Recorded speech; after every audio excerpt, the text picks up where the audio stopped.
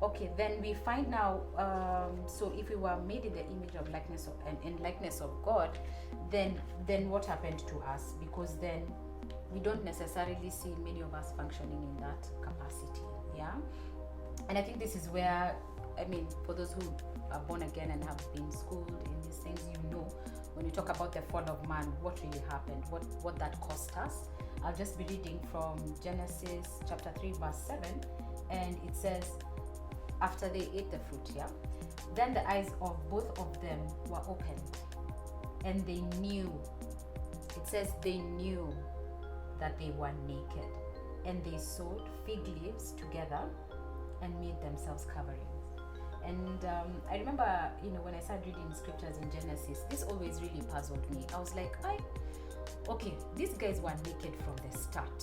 It's not like before they were given clothes, and then now when they ate the fruit, the clothes were stripped and they went somewhere, and then they realized, oops, we have no clothes.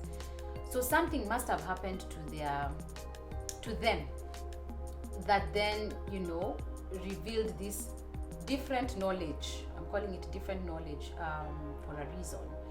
That now we are actually naked, because God never told them they were naked. So where did they get that from? And that's why I stressed on that word "new," because when they ate the fruit, and I've covered this in earlier episodes, when they ate that fruit, what it did, it opened them to something that we call sense knowledge.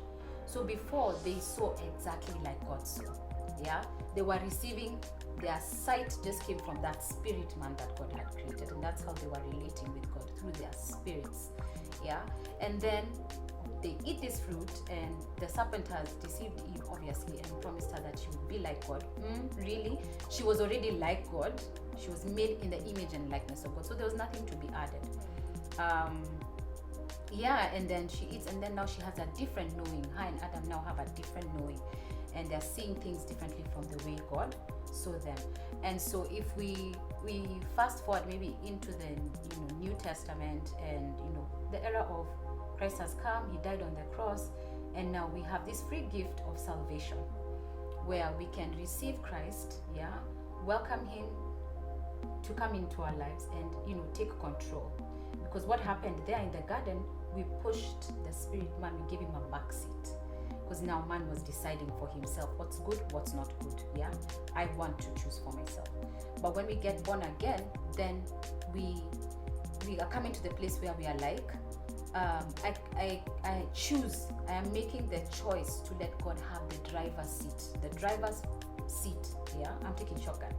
Let Christ have the driver's seat in my life, and let him then lead me by his spirit to walk, my walk of faith. Because in and of ourselves, because of what happened in the garden, we are not able, just the way we are with our souls and our bodies, to connect to God. We were cut off. And the only way to reconnect is to come again, it says, through Jesus Christ. That's the only way you get through to the Father. And so that now becomes I've just done like a fast forward from what happened in the garden all the way to the choice that is made available to us. I've also heard it said that he's a person. You see how they say like he is the person of the Holy Spirit, yes. Right? Yes. When they say that, I mean, what does it mean? Is he a person like Koi?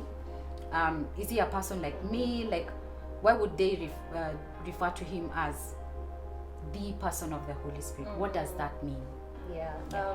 I really love that emphasis on the person of the Holy Spirit, because many people think he's a thing and it. And I hate it when people talk about him like that. Eat the Spirit. Like, what is that? He's a he. Even Jesus, when he would be talking about the Holy Spirit, he would always say he will come, and call him the helper. He's a personality. He doesn't have a body, because he's God, he's a spirit, but he's a person.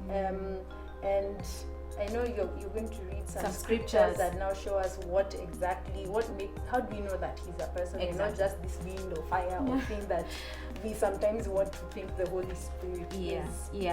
I think even in just conversations prior with you, it was very intentional for him for how God, I don't know, God created everything, for how he's framed for how he's defined as that person. It was very intentional, so that for us, and you've alluded to this before, we could relate to him. Yeah, you've said it's more difficult to in our minds when we conceptualize God to relate with him like that, like on a personal level. But now, because of this person of the Holy Spirit, we're able to walk with God, the person of the Holy Spirit.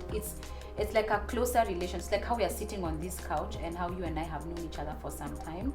So I am relating with God, but through the person of the Holy Spirit. So it says in Romans 8, verse 27, it says, "Now he who searches the hearts knows what the mind of the Spirit is, because he makes intercession for the saints according to the will of God."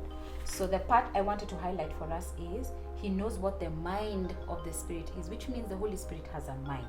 Just the same way us guys have a mind, he also has a mind, and that's a quality of a person. Yeah. He has thoughts. Exactly. Thinks. Yes, that's brilliant. He has thoughts that he thinks. Secondly, in Hebrews 3 verse 7, it says, "Therefore, as the Holy Spirit says, today, if you will hear his voice," okay, they've gone into 8, "do not harden your hearts as in the rebellion." I'll stop there. But he says, yeah, it's that thing you were saying. If you hear his voice, he has a voice. He speaks.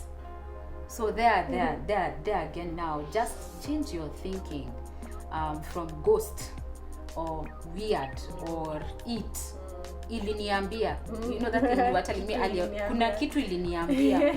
And it really made me laugh, because you're saying how would you feel if somebody says kitu iliniambia, ama unajua. Yeah. Like I'm talking about faith and then I'm like, yeah, it told me earlier. Sure. Like, as in, I'd be so offended.